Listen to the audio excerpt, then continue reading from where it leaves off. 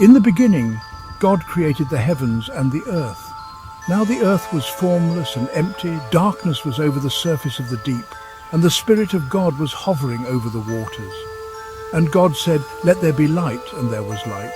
God saw that the light was good, and he separated the light from the darkness. God called the light day, and the darkness he called night.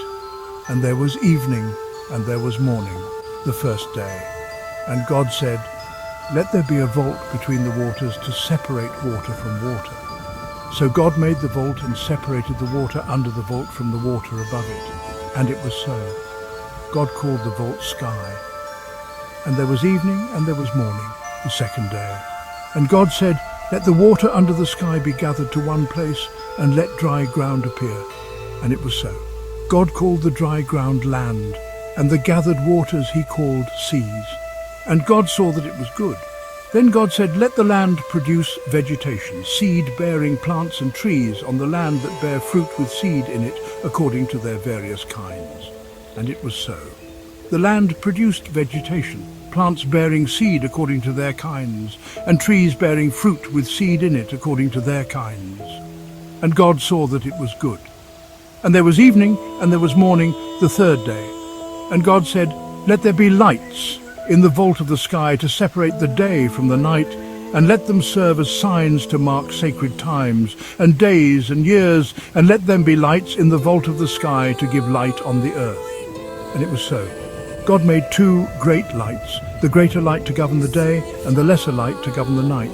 He also made the stars. God set them in the vault of the sky to give light on the earth, to govern the day and the night, and to separate light from darkness.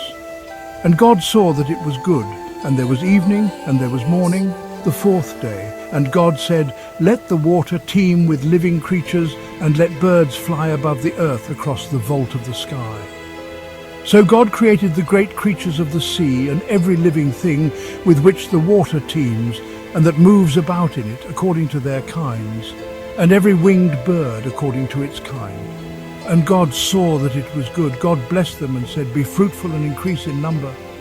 Fill the water in the seas, and let the birds increase on the earth." And there was evening and there was morning, the fifth day. And God said, "Let the land produce living creatures according to their kinds, the livestock, the creatures that move along the ground, and the wild animals, each according to its kind." And it was so.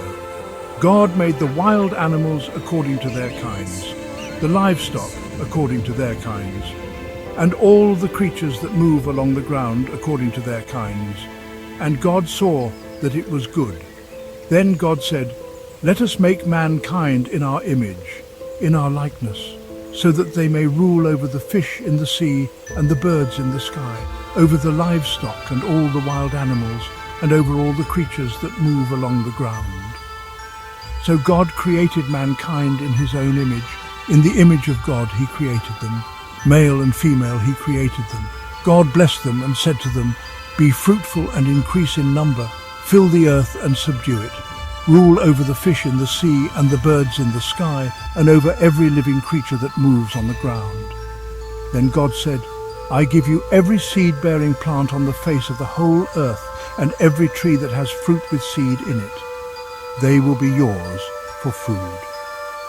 And to all the beasts of the earth, and all the birds in the sky, and all the creatures that move along the ground, everything that has the breath of life in it, I give every green plant for food." And it was so. God saw all that he had made, and it was very good. And there was evening and there was morning, the sixth day.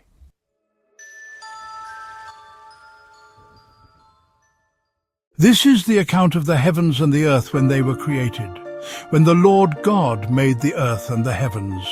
Now no shrub had yet appeared on the earth, and no plant had yet sprung up, for the Lord God had not sent rain on the earth, and there was no one to work the ground.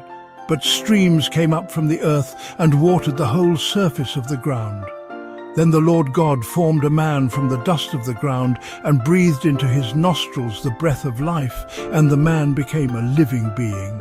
Now the Lord God had planted a garden in the east in Eden, and there he put the man he had formed. The Lord God made all kinds of trees grow out of the ground, trees that were pleasing to the eye and good for food. In the middle of the garden were the tree of life, and the tree of the knowledge of good and evil. A river watering the garden flowed from Eden. From there it was separated into 4 headwaters. The name of the first is the Pishon. It winds through the entire land of Havilah, where there is gold.